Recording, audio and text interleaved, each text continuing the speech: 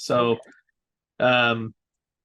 And to explain the highlight reel a little bit more, if you're on the tour and you want to stop, get off the train ride, you can just click on the screen and look all around, and then you can pick up and continue the tour where you left off.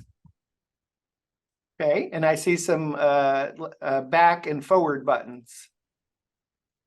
Correct. So you can say you missed a spot, you want to go back and relook at it, you can hit the back button and go backwards. Okay.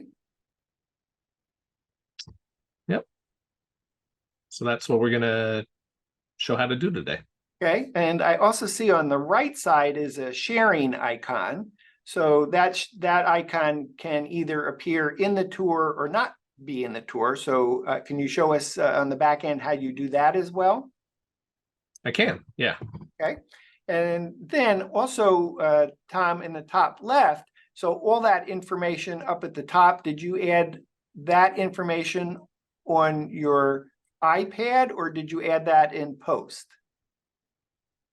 This I added as much as I could on the iPad, and then I kind of cleaned it up in post. Okay, so we'll see that too. Yeah. And then even, I think if you go back to your maybe just refresh the screen and go back to the very first, the splash screen. Okay. So even that is that the first image in the tour that we're seeing, as well as,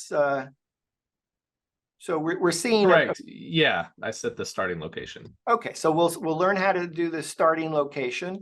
Yeah. And is there anything else that we're going to see during work? Well, actually there is. It's like how you share the tour, etc. So maybe this is a good time for you to jump into your workflow. Okay. I believe you have the identical tour without having done anything to it in order to show how each of these features was created. Correct. Yep. Okay, great.